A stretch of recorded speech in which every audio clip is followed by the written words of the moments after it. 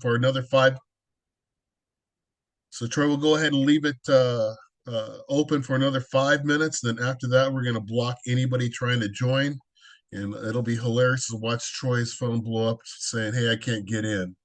So it's a trend that I think is in the right direction. And when I first took the position of instructional chairman, it was mostly for uh, there was there was change that needed to be done, especially since we were going to incorporate flag football as well.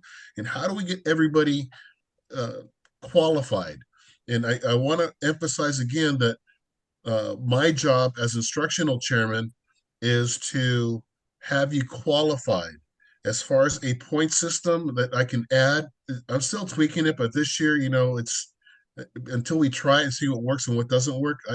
I don't want to have it official because anything doing with the point system it can be tweaked by Paul Hebbert's rating committee, and I think that as he starts to see what I'm doing, and if the next person who comes in line does something similar, then it's great for the association moving forward. So I do want to go ahead and remind everybody that um, you're able to look at your credit as far as on how many hours you have in on Arbiter. And I guess what I'd like to see is, I mean, or ask Troy to do is, are you able to use your screen and then go ahead and show everybody how they're able to look it up? Yeah, sure. Hold on. Give me a second to go to official here.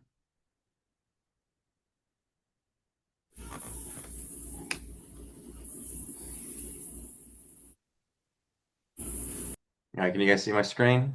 Do you see my web page? Yes, sir.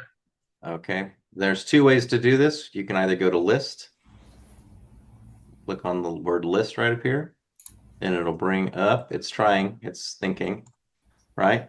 Then you can go to your name. We'll pick any name. Actually, I'll go to mine so it's not weird. It is weird. Okay. All right. You click on my face. There's my ugly mug. And you come down here, it says tackle instruction hours, flag instructional hours. If you have earned any bonus points, those are also listed. Also tells you if you've been certified from last year and this year. If it's the one thing I have noticed, you cannot be certified unless you have taken the sexual harassment training component, and that's one thing. Or if you have to complete the classification or summer study guide, those haven't been done, and to get this class certified in those areas, plus the 18 hours of instruction is required. Now, Yes. remember that next year we're going to be required to join the the CIF state version when we register as far as the insurance and such. So Yeah, having to and do the sexual harassment is no longer going to be required by correct. OCFOA. And if you guys need help doing that, the quick way, I mean, you can go into eligibility, right? And it walks you in. Here's the registration component. You can see the two sports that I do. This one actually has a checkbox, shows everything's been completed. And here, this one says that they don't have a test yet, so that's incomplete. So you don't, but then you'll get a little tiny shield or picture next to your name. Also, for those who are interested, the other way, if you can't figure out how to do the one, go to custom fields under settings, and then you can scroll down and you can see all of your information that way as well, right? So this will give you all the stuff, and you can scroll down and it brings up the different hours and stuff in here. So those are the two ways you can see your hours. All right, we have a minute left. And like I said, because there's some people who hopped on now, there are a couple of things that people don't seem to, well, that I'll say that Troy figured out because I confess it was him. And I confess it was Todd Summers, so thanks, Todd. So the biggest thing is that we are able to see. Hang on, Paul. Just Mr. Garcia?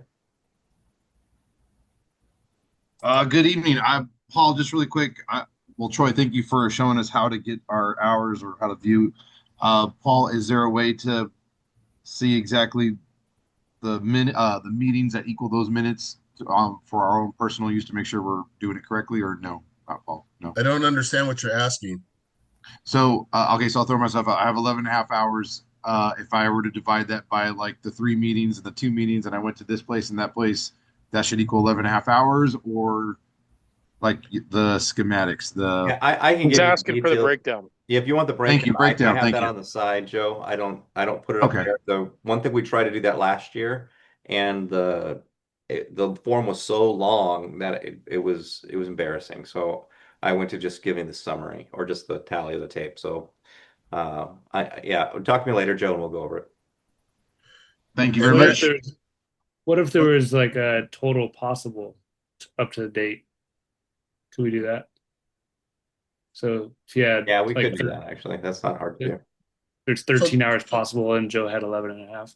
Yeah, I can put that together. I haven't thought that's a great idea. Actually, a good idea. I'll well, do that. just so you know, as a reminder that you're able to just go to the website and it shows on how you have um, approved hours, and if you have that as your cheat sheet, the only thing that's different at this point is I'm adding additional 1 hour Zoom meetings.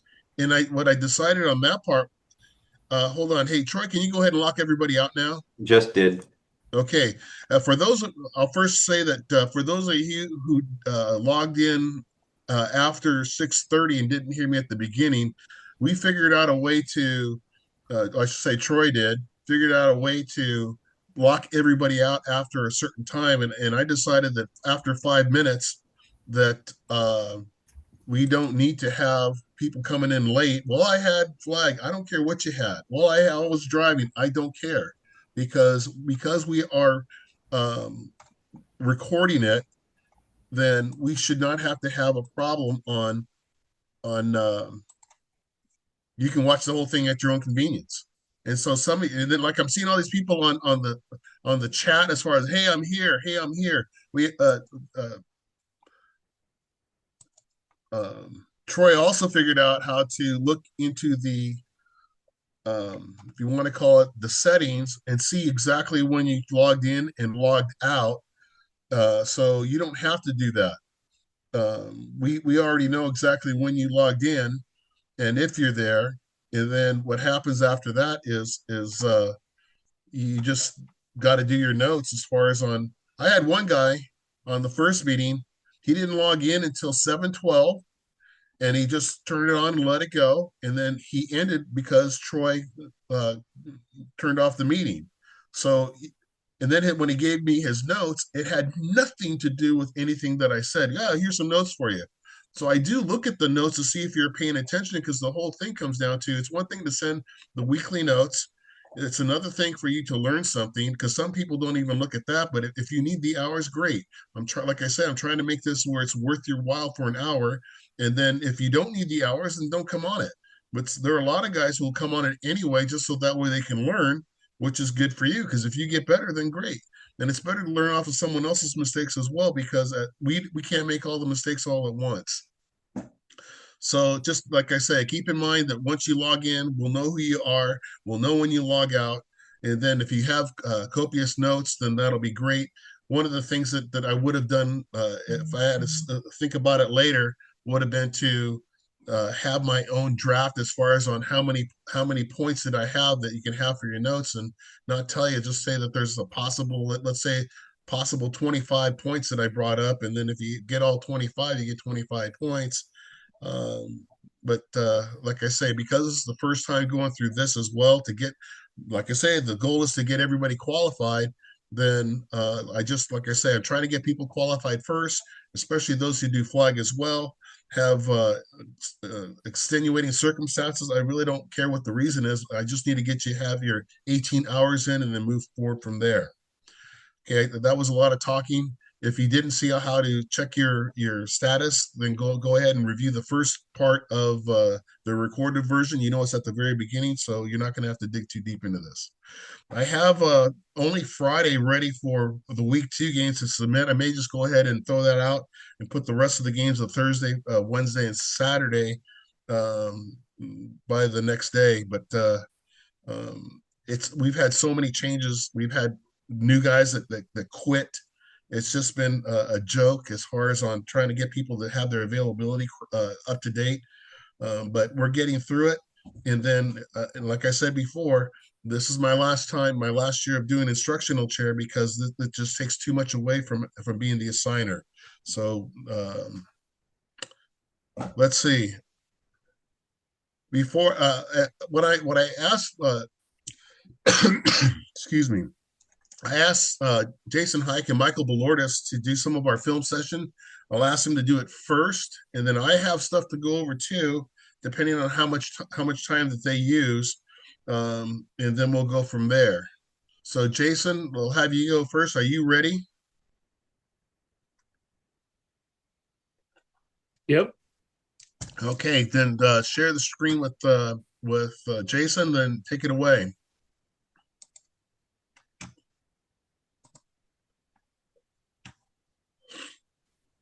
Got it figured out, Jason? Yep. Okay. All right. You guys see my screen? Yeah. Yeah, we got you. All right. So, yeah, Michael and I just spent some time the last couple of days thumbing through some plays. We did get a hold of some of the officials that were in these plays because we want to just have a dialogue and have a conversation about what are our keys, what are our mechanics, where are we looking, and what we could have done better, what we liked. So none of this is to embarrass anybody or to call anybody out. It is just to give us some examples so that we can learn and get better. So this is the opening kickoff. This is the Servite game. And if I didn't talk to you and you were on this game or you were on any of these games, please chime in and let us know. Let's just have a conversation. Okay, guys? So here we go. This is an opening kickoff. And we're going to have a low block on the return. So I'm going to fast forward a little bit, and then we're going to slow it down. And you're going to look at these guys right here come in, and this guy takes out the lead blocker low. So this is a 7-man game. We're not going to have a whole lot of 7-man mechanics on here, but let's just talk about 5-man mechanics. Who's going to pick this up and who's going to have this? I think the flanks are down here, and you should be picking up that first line of blockers. When in doubt, the coaches are always there to help you. So was anybody on this game that's on the call tonight?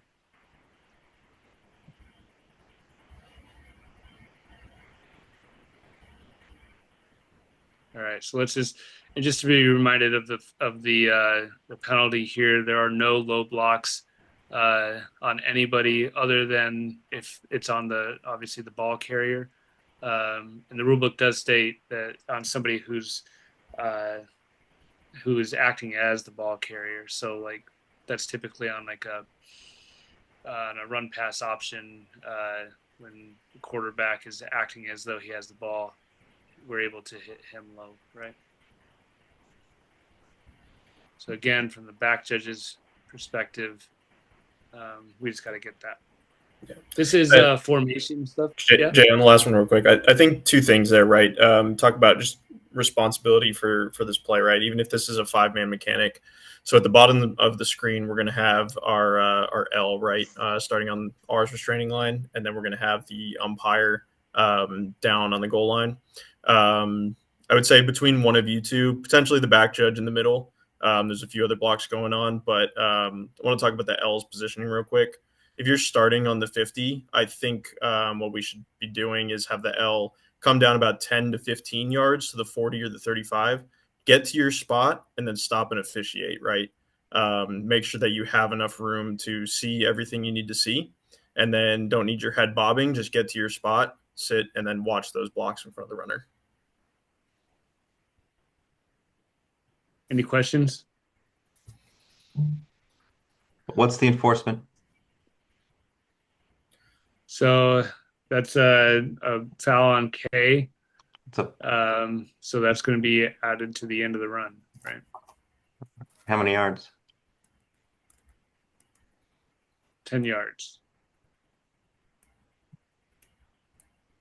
Are you sure? Low block. Low block's a personal foul. Yeah, it's personal. Are you sure, Whitehead? Yeah. Okay. This isn't a roast. All right. Low block is 15 yards. 15 yards. Block below the way. It's 9-3-2. Yep.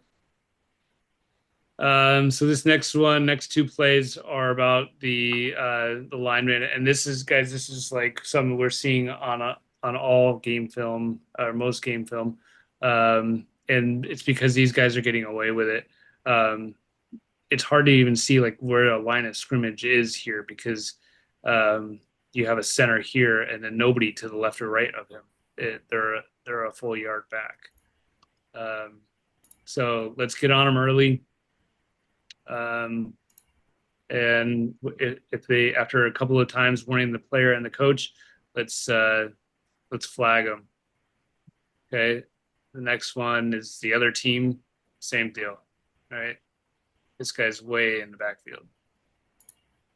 So just reiterate from last week. And Jay or Mike, you guys should say what Dom said yesterday in our college meeting. That was pretty telling. Yeah, so we have a D1 center from Cal on our college crew, and he said whenever an official would tell him to move up, as long as they just kept talking to him, he wasn't going to do anything, right? If they weren't going to flag him, why would he move up? So we don't want anybody having that same attitude. If they're not going to move up, we got to get this. I take the attitude, don't assume they speak English. Throw your flag. Be visual. That's a good one too.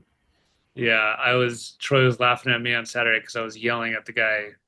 Number 71 was the right tackle, and I was yelling at him all game long. And he just ignored me until I threw the flag. And then he still ignored me, but called back a touchdown. Coach didn't like it. But okay, here's a play. Let's talk about back judges and where we're lining up and our positioning on passes into the end zone. So, Michael, you want to take this one? You're kind of a back judge expertise here. So, where are you starting out of? So if we're snapping on the 27, 28 here, depending on the team, I'd be pretty comfortable starting on the end line, or not the end line, the goal line. I don't love starting on the 5 because then I'm just taking a couple steps back. I'm probably starting on the goal line here. And I'm just waiting for any receivers to push me back. So if I get receivers too close to me, I'm trying to keep my 10-ish yard cushion. And if they're still moving downfield, then I'm moving to the end line. Okay, let's talk about keys at the snap on this play, 5-man mechanics. Yeah, so in 5-man as a back judge here, looks like we've got 2 receivers in the backfield, or 2 backs in the backfield, 2 receivers on the bottom, 1 on the top. So as the back judge, my key is going to be the inside receiver on the bottom. And then each of our flanks will have the wide guys. Okay. So we got 2nd and 1, and we're gonna have a pass to the end zone. Now, talk about positioning here. Yeah, can you back up a little bit? Forward. Oh. Too far. Yeah, so stop right there. So right about here, lost it. Sorry. When this receiver is getting to about the 15, 10-yard line and I see him still just in a dead out sprint going up, I'm backing up to the end line and I'm not stopping until I read that for what maybe the ball is not going to make it to the goal line. But at this point, I would already hope to be halfway to the end line, if not there, by that point where this receiver is getting close to the goal line. Yep. And I talked to Nick Ott, who's the back judge on this. Nick, are you available to talk? I am. Can you hear me? Yep. So kind of go over what we discussed in our call just before the meeting. So, what your thought process was. Yeah. So a couple takeaways on this play.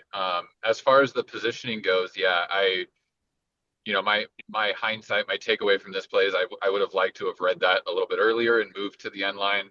By the time that I read it, I had gotten myself to the point where I didn't want to be moving at the time that he caught the ball and have my eyes bouncing. So I decided to just stay put where I was and officiate it from the goal line.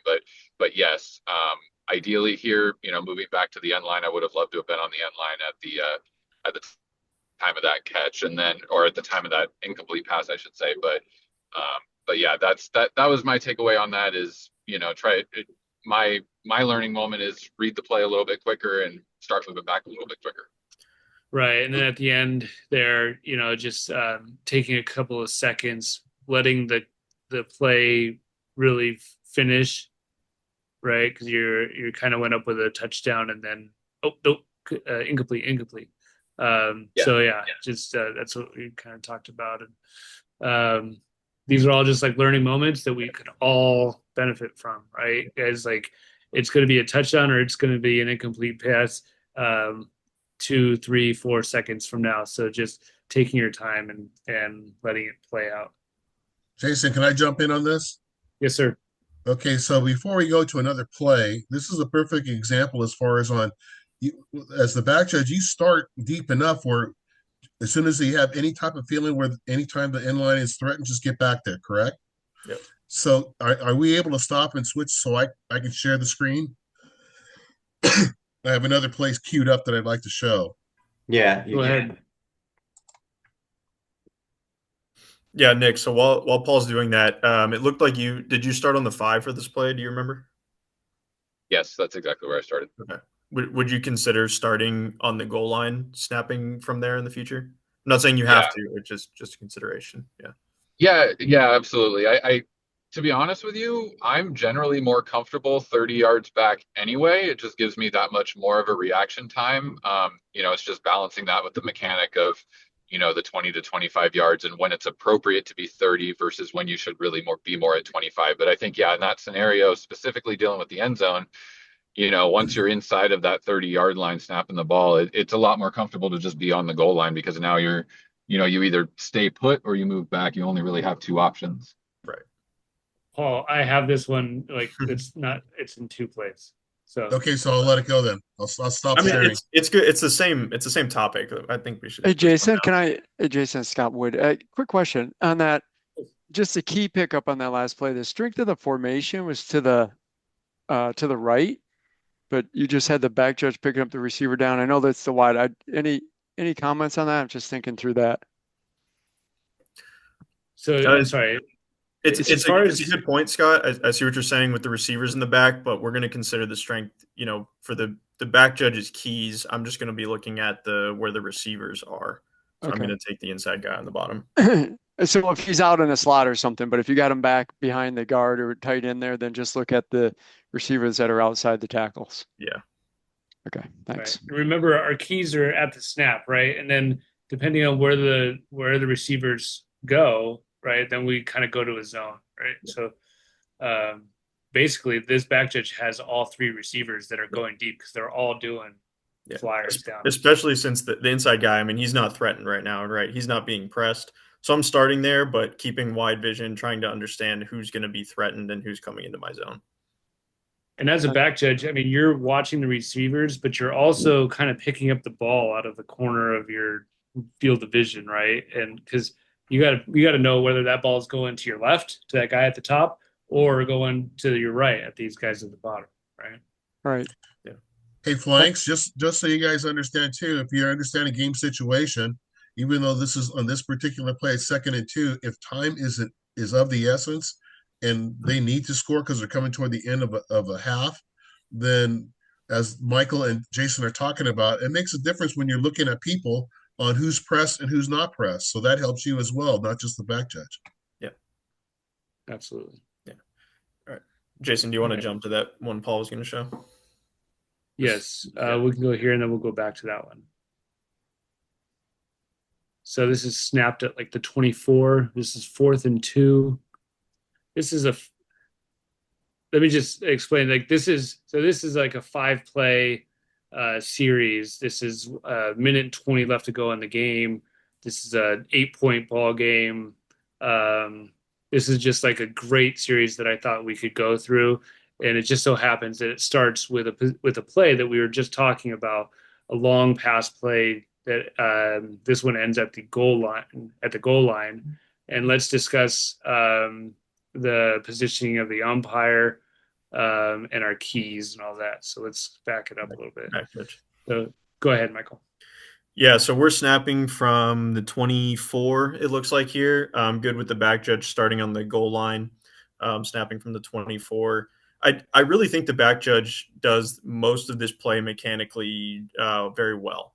And it is a tough play because if you saw where Jason played it, there are receivers running deep. There's two receivers running or one receiver that gets into the end zone. You have one, so that bottom receiver gets into the end zone. They're kind of all running around. The key here, though, is as soon as you read this ball in the air, you need to use your best judgment to figure out where that ball is going to land. Because at this distance, the goal line still is your responsibility as a back judge. So when you read this ball is going to land, I can't tell exactly where he catches it. Maybe the 3, maybe the 2. You should be moving up to the goal line so that when he is falling onto that goal line behind it, in front of it, you have the best angle possible. I'm not saying you're going to get all the way to the goal line in this period of time, but do your best to get as close as you can so that you can sell this call as well as possible to everybody in the stadium. This is a tough one, and it's something that, comes with just we don't see a ton of these exact plays, right? So this is one where you have to just do your best to stick with your mechanics and recognize that, again, as the back judge, like, you are the last line of defense on the goal line here. Rich Brown, are you on? I talked to Bob Nunez a little bit before the meeting, but I'd like to get some input. Tony Bryan, if you're on, if you guys want to chime in and kind of talk through like what your process was on this. Well, yeah, I'm on. I saw the kid running around, and of course, a retriever from the goal line to the end line just to keep everything in front of me, which is back judges are taught. Since the play was, unfolding, we had guys running around, I had guys coming at me. If you see that last frame, you've got 2 receivers in the end zone coming at me, and let the play develop. Now, maybe I could have came up and covered the goal, and once the guy caught the ball and was hit and rolling around, Bader should have came up to the goal line and just stopped that. We're taught as a back judge to keep the big picture of things. And that's where I was. So maybe I could have came up, covered the goal a little bit better. Again, as a back judge, we keep everything in front of you. So that's kind of where my train of thought was during the play. Yeah, for sure. And Rich, like I said, this one's hard especially because, that receiver that's catching the ball, there's another guy behind him that could almost catch this ball. So this is tough. I'm just saying, I'm not saying like necessarily you did anything wrong here or this is the wrong mechanic. I want all the back judges keep in mind, like, the goal line here, we've got to get it. So if you can read that to where you can get up to the goal line, just do your best on that one. Yeah. Hey, Mike. Because of how the field is lit, when the lights first came on, we noticed that one stanchion on the east end was out. Which has anybody noticed that it's it's looks totally like you're playing dark. a shoebox. Yeah, whole light there, a whole section of light is out, so that made it It made it challenging to look at people. Yeah, totally. That's tough. And I can tell you, go ahead, Tony. From my perspective, what I see was, okay, first of all, they have dark jerseys and the ball is dark.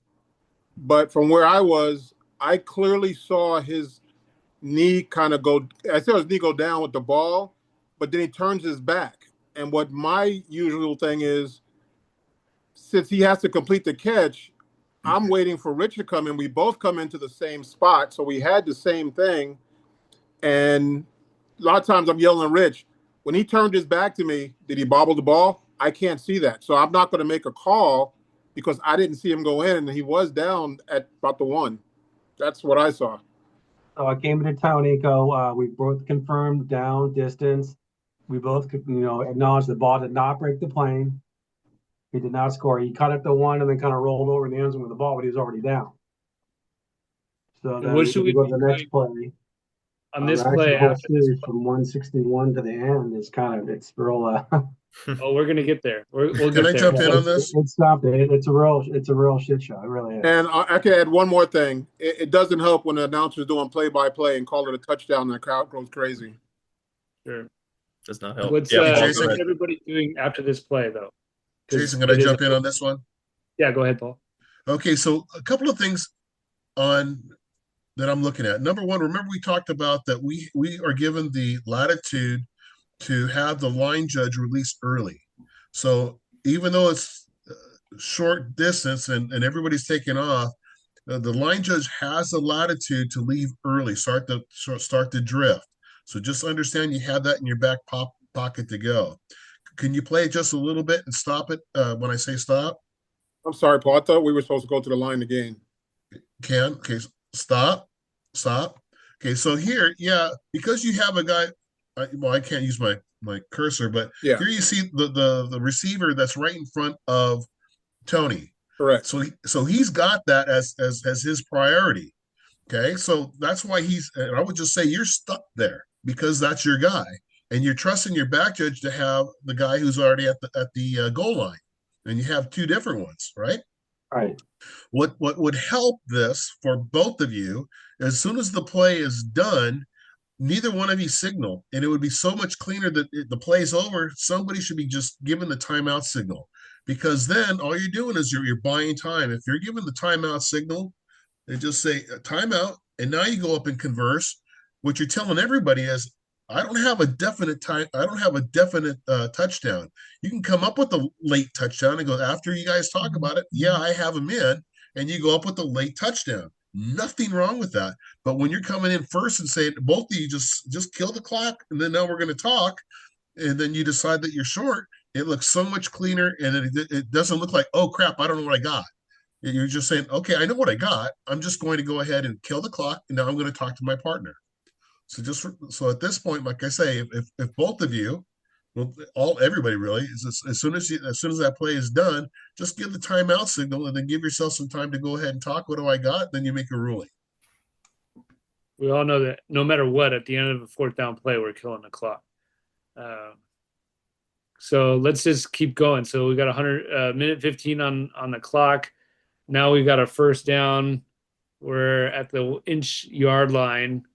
And here we have a foul penalty on the far side, because what's that look at that wide receiver on the far side. Does he ever get set? Nope. So Collins flag. Yep. So Colin has a flag there. So then we back him up. We're at the 5-yard line. And, we have another close one here with 30 seconds left, and the clock is running. The only thing here, Tony, when are you crashing to the goal line? What goal or what yard line does it need to be snapped from for you to get to the goal line at the snap? You're muted. You're Can you still unmute muted, Tony. yourself? There you I'm go. sorry. He was at the one prior false start. They're at the 6. I'm Right. not supposed to crash. I'm supposed to crash to the 5 and in. The 5. Okay. Yep. That's fine. I'm okay with that. So then we got him short. I like how you guys are crashing in. So then walk us through what happens after this. We're trying to get back in time, and time ran out. They got another player running off. Coach had no timeout. Well, I didn't know. So- He did have one timeout. Yeah, this is a timeout. Yeah, he had one timeout. So they had 12 guys, right? That was the 12th guy that just came on, and now they're going, oh, crap. You get the 12th guy off, and then they call a timeout, right? Now, just for argument's sake, does this number 16, when he's running on the field, does he get into formation, right? Could we have had an illegal substitution right there? Or are we giving him the benefit of the doubt and just letting him get off? Jason, this is Bob. Yep. In that play, I didn't consider any attempt to deceive. Perfect. That's great. And he goes off within 3 seconds, so I think we're good. Yeah. Yep. I just love the process there, and just, I mean, I know, like, with 22 seconds left, and you're like, yeah, it's so easy to think of that stuff when you're watching film. Okay, so they call a timeout. That's their final timeout, right? And with 18 seconds left. So here we go. Quarterback sneak. He's trying to get in. I love that you guys are crashing in, and we still got him short. And I would love to see a little bit of sense of urgency from Colin there. You guys to get in and start, like, discussing, like, hey, what do we got? Because time is of the essence. They don't have any more timeouts, right? And so if we got them short, we got to get that ball down, right? Well, we're looking at each other. We're doing our crossfield mechanics. We both have them short. And of course, sometimes, umpire can't go up, obviously, but some umpires will give you a signal, something. We're looking for Chris. Chris has nothing for us. So that just confirmed that we still had him short. Perfect. Yeah. And at that point, it is what it is. We try to get the ball spotted. Time runs out. Ball game. So, look, this is where we make our paycheck, right? This is why we get out there on Friday nights, and it's I don't know. Anybody have anything else on that? I just thought that was a good little series to go over. Sorry, Jay. I got a quick question for Tony, just on the one where we talked about moving to the goal line. So if snapping from the 6, you're not crashing to the goal line, what is your process for, hey, I see this play happening, now I'm going to move to the goal line? How do you process that? I process it by the mechanic that I was told to use. If it's 5 and in, I crash. Yeah. If it's outside the 5. Yeah. I mean, the game situation, I've never been told that if or think it's the last play of the game and you're at the 7 or 8 to crash. Yeah. No, that's not what I'm saying. I'm just saying, so 6-yard line, you're starting with the normal mechanic. Is there a point where you move to the goal line, or are you just reading the play? I'm reading like I do. I'm reading the play. Okay. Just asking. And I love it. We could watch the game at SoFi and then put this one side by side, and this looks like it's been playing in the closet. It's like so dark. And then the one at SoFi, like there is no shadows on the field. So, anyways, thanks guys for that. Hey, hold on, Jason. Yep. The play prior to the goal line stand. I got to be honest, with 1:20 on the clock, or whatever. Actually, it was a play before this one. Is a long play down the field, the pass play. From a referee perspective, I would have probably let the line judge go at least to the first down, if not even further, and release him. So I don't have a 3-vert left there for the back judge. So I'm just kind of curious what your thoughts are on that. Well, I think the assumption is you're assuming it's going to be a pass play. You're right. You're absolutely right. 1:20 on the clock, and you've got 4th down, and they're trailing. Yeah, I'm assuming. Yeah, but if you were there at the game, they did some things at 3rd and 3 going for bombs. So I'm not going to second guess a coach. I'm going to stick with my mechanics because I don't know what the play is. Suppose that was a run play. And look at where the quarterback is running to. If he went past the line of scrimmage and I'm downfield, I'm hoping that my other flank has it. I understand your logic. I'm just saying that there's an option, and for situational play, right? The situational play here, that's another tool in your arsenal that you can think about, is releasing early so that back judge isn't left on an island. I've got a lot of options, but it's 50-50. When do you choose those options and when you don't, based on the game flow? Yeah, I get Hey, Troy, it's Bob, the white hat on this game. That's part of our arsenal. That's another quiver, and Tony and I discuss it when we both feel it's called for. And in this case, Tony went to the line to gain, and we didn't think it was. It's part of our routine, and we didn't decide to do it on this. Again, Bob, I'm not attacking. Oh no, I get it. That play was actually very well officiated. There's no question. No, we do. Tony does it. I wouldn't say every game, but he does it when it's called for. By all means, that's definitely part of our quiver. Yeah. And my intent there wasn't to I don't my intent there was to say, hey, there's another option here that we should consider. I don't take it that way, because I'm going to thank Paul and Jason and Michael for not going over the comments that the coach had on what I did and didn't do.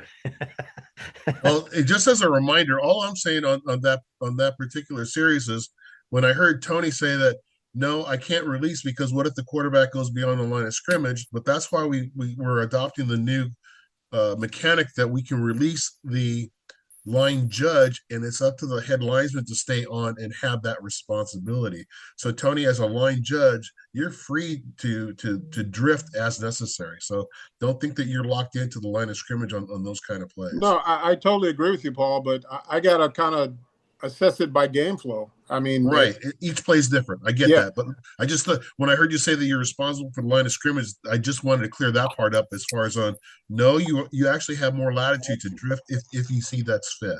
okay. Hey, Paul. Real quick, if you'd say, could we have gone coffin corners on that? You think?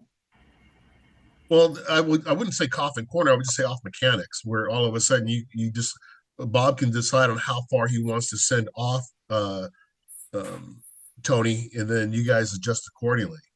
So because it's 4th and 2, I'm not exactly thrilled as far as I'm going to say, well, you're not going to send him just 2 yards. You could have him start there, but as soon as you start reading that everything's going deeper, then Tony has the option to start drifting further down. So whether you're going to pick, you got to pick your poison. So whether it's he's going to start deeper than the line of the game because it's only 2 yards, and Collins fast enough to go 2 yards. I think Collins fast enough to go 2 yards. And you have Salio, who's a gazelle. He can help as far as on a spot as well.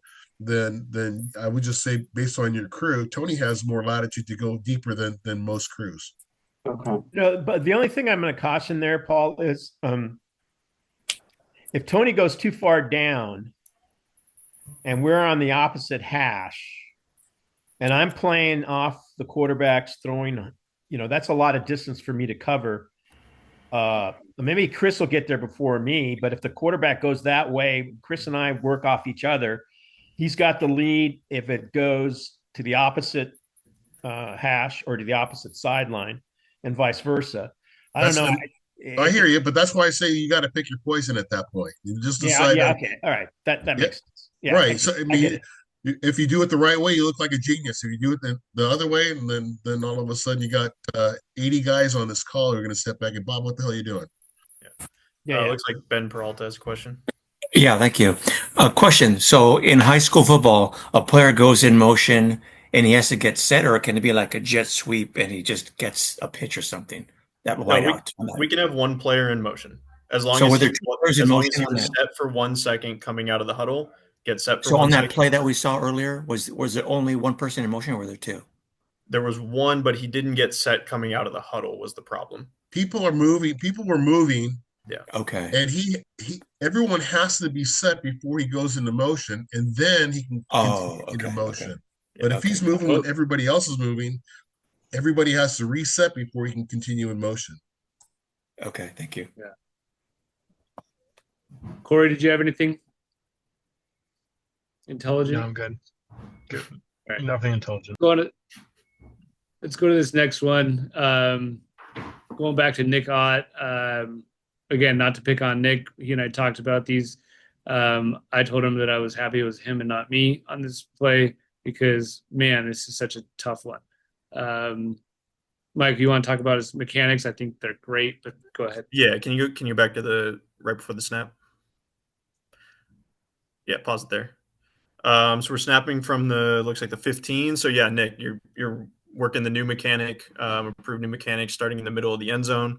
You're looking for any passes you're going to be backing up, any short passes or runs you're moving up, or yeah, you're backing to the end line. Any short passes or runs you're moving to the goal line.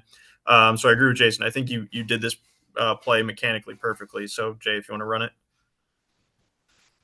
So you're reading. You see the pass, you see it short, you move up to the goal line. Awesome. I think my only critique on this one, only thing I would say is you could slow down a little bit with the signal. A lot happens. It's a weird play. The receiver looks like he grabs it and then he gets hit. I can't really tell what happens to the ball. I don't know if it just got snatched or if it bobbled or what. But I would just take another second to process this. Really give it that 1-2 in your head of, okay, what the heck just happened before you signal. But otherwise, mechanically, I think you moved well in this play. Yeah, and I said, maybe he could have looked towards his line judge there, or if the umpire, who's a fantastic umpire, if he could have had some help there. What do you think, Joe? Are you on? And Nick, are you still available? Yeah. So, yeah, I'm still here. I saw the catch. I did see the snatch of the defender taking the ball out of the receiver, What I did not see was if the ball was over the line or not. So that's why I didn't signal anything. But at that point, that's when Nick already went up with the uprights. So the call had already been made. So I mean, we could take a poll and discuss whether or not this is a catch, touchdown, or interception. The thing I asked, was like, if this ball had popped out and touched the ground, would we have said incomplete pass or touchdown? And in my opinion, I think we would have gone incomplete pass because he didn't. He makes the catch, but then doesn't like turn. He's hit immediately and then goes to the ground, and it doesn't survive the ground, as we say. So, Yeah. Yeah. Like Jason said, I think we can talk judgment all day, but just wanted to look at this one mechanically. Corey in the chat said this is the back judge all way. They have the call all the way. They have the call, and is why we have 5 officials. I do agree. I don't know how much help the back judge could honestly get from any other official in this situation. Maybe someone has some information that's relevant after the play, but this one I think is really on the back judge the whole way. You've got that goal line, and you're watching that receiver in the contact the whole way. So, Yep. Another question that Michael brought up, I thought was pretty good to just discuss, is is a potential for hit on defenseless receiver. But we know that of the 3 criteria there, that making an honest attempt for the ball, which, yeah, it's hard to tell. I mean, the receiver's clearly defenseless. I can't really see what the defender's doing with his arms. So just remember your checklist of defenseless receiver. Does he attempt to wrap up? Does he initiate with open hands? And is he playing the ball? So just remember that checklist for the personal foul and a defenseless receiver penalty. If I can chime in a little bit on that one, Jason and I talked about that defenseless receiver aspect of it, and it seemed pretty clear to me that the defender was going for the ball. I obviously the ruling on the field, what I had, and as you said, we can discuss judgment and all that, but what I had was the receiver had firm control of the ball, crossed the goal line, and then the defender stripped it out of his hand. So as that relates to hit on a defenseless receiver, I would interpret that to mean the defender was making a play on the ball because he clearly stripped the ball and got the ball away from the receiver. Yeah. And I think that's fair. Like I said, I can't really tell from this video what the defender's doing with his arms. I'm just saying it's another thing for us to be thinking about back there. Yeah, absolutely. All right. Michael, you want me to just play yours? Oh yeah, sure. We can do that. Go to number 18 on the list if you want. I'll start with that one. I think this one's fun, but we'll go to 18 first. This one? All right. Yeah. Pause it. Oops, sorry. Pause here. So we're going to be looking at a defensive pass interference here. Again, we can discuss judgment, but I want to talk about this one a little bit mechanically. So we're looking at the, I think it's one of the 2 receivers on the top. I forget. I think it's the slot receiver. No, it's the outside guy. Sorry, it's the outside guy. So let's just run this once, then we can talk about it. All right, pause it there, Jay. All right. So what we have here, and then if you could see it, there was a flag did come in from the back judge for pass interference, right? I think looking at it from this angle, I think most of us would agree that this was probably not DPI. The defender keeps his line. He's backing up, and if anything, the receiver kind of runs into him and then bounces off. The defender's playing the ball. He's not trying to impede the receiver. But I totally understand from a back judge perspective when you're at this angle, how this could look like defensive pass interference where the DB knocked the receiver over. A couple things to look at here, right? Jay, can you pause before the snap? So what are our keys, right, as a back judge? So we've got a balanced formation. We got 2 on either side. When we have balanced, our initial key is the inside receiver on the line judge side, right? So we're looking down at the bottom here. He's not pressed, but this is our initial key, so that's where we're starting. So as you continue the play, you're just trying to read, okay, you got multiple receivers coming at you. You're probably transitioning to the inside receiver on the top at this point because this guy's coming right at you. He's breaking towards you. Ball's in the air, and now you're turning to the outside guy. So again, I totally understand how as a back judge you might see this contact and think DPI. So what I'm really hoping for here is that our head linesman has an opinion. Because the head linesman, this is his key all the way, right? He does have the two receivers on the top. He's not getting any help at the snap. But when he sees this ball go up and he's keeping an eye on these guys, I would hope that he at least has some information to bring to the back judge after this flag to say, hey, actually what happened was I saw the receiver turn inside and run into that DB who was playing the ball. So that's what I would hope to see on this play. Sorry, I don't have it pulled up who was on this game, but if the headline judge is here and you remember this play and you would like to comment, that'd be great. Or the back judge. But that's what I'm looking at on this play.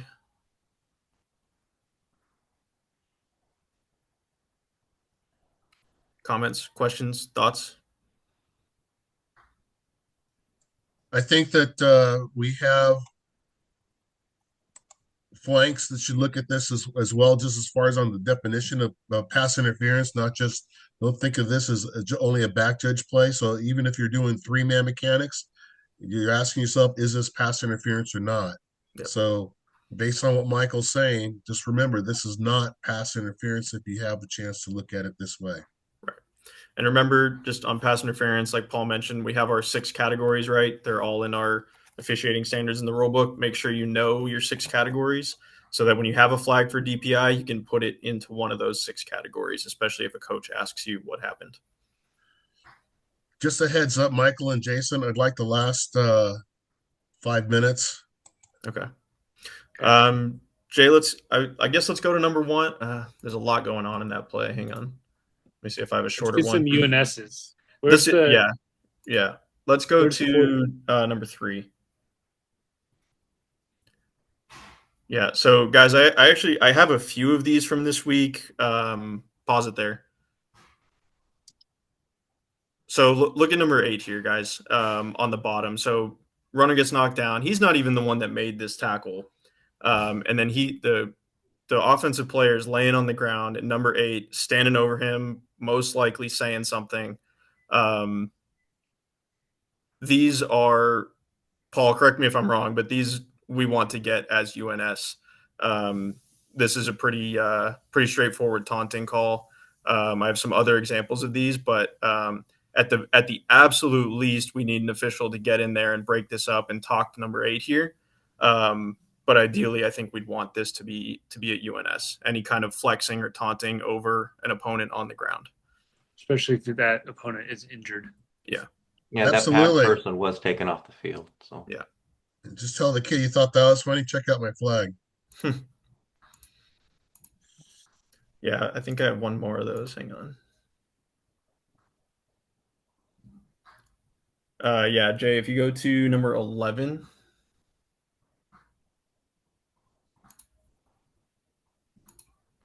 Yeah. So we're going to watch the receiver at the top.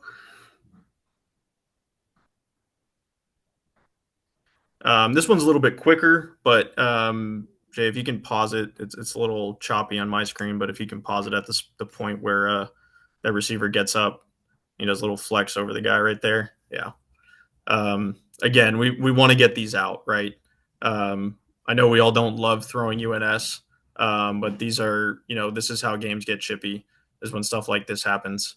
So a game management flag with these can go a long way. And here's another one. We got a thumbs down right in the face of the offensive player. Our back judge here does come over and give a nice chewing out to the DB here. How this guy doesn't retaliate, I don't know, but in my book, 9 out of 10 times this is going to draw a retaliation. Yeah. So I would like to see a flag on this one, not a warning. Yeah, this one I think does need a flag. It's tough to explain, what gets a flag when stuff like this doesn't, right? Corey, you have 30 seconds to explain yourself.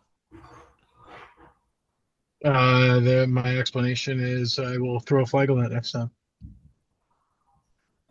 You did give him a pretty good stern talking to, though. I could see he was scared. Yeah, I'm sure you scared him. All right. We got a minute before Paul takes over. Anyone have any questions or comments on UNS?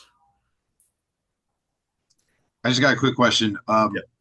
Let's not say that there's a defender in the end zone. Receiver catches the ball, spins the ball in the end zone, not towards the other team, but just in general. Is that an automatic unsportsmanlike? We getting in there and talking. What are your thoughts, Paul? Thanks, Joe.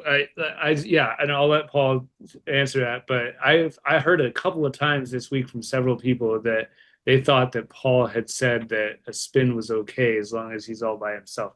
Paul, will you take it away? Yeah, absolutely not. No, if he spins the ball, he earns it.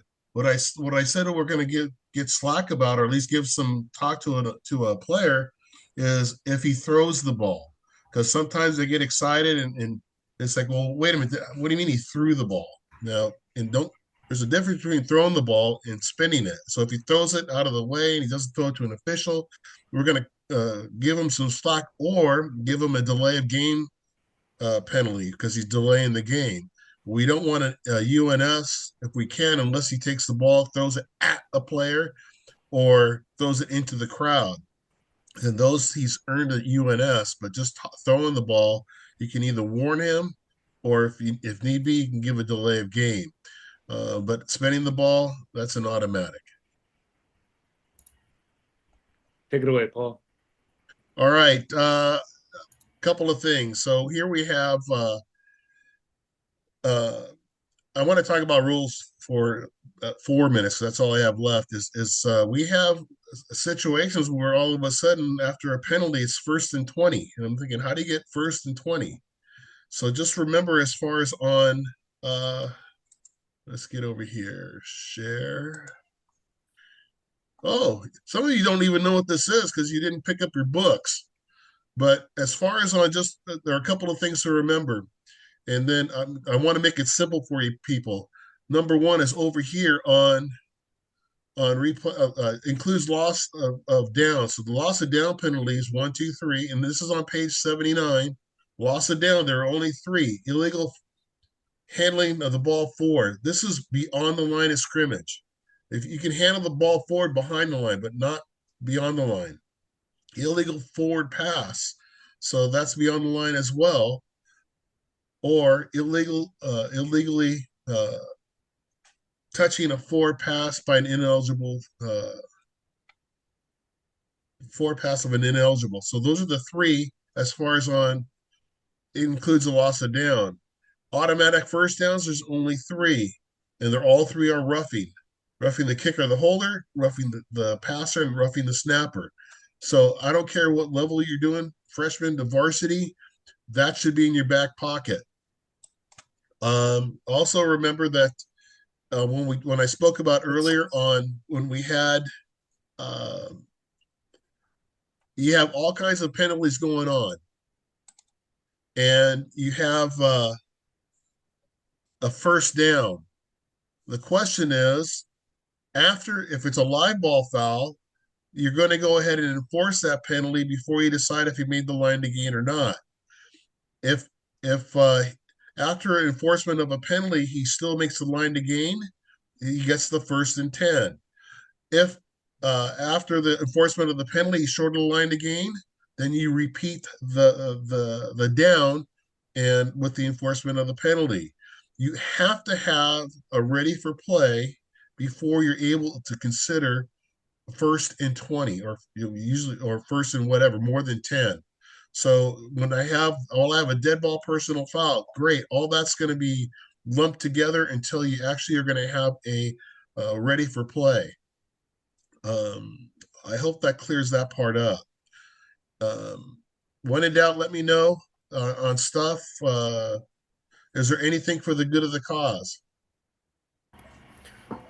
I got one last thing, Paul. Just for everyone on the call, if you have any interesting plays that you think would be good for the association to learn from, please send them to Jason or I. Or if you just want to talk, offline about a play, either one of us are happy to take a look.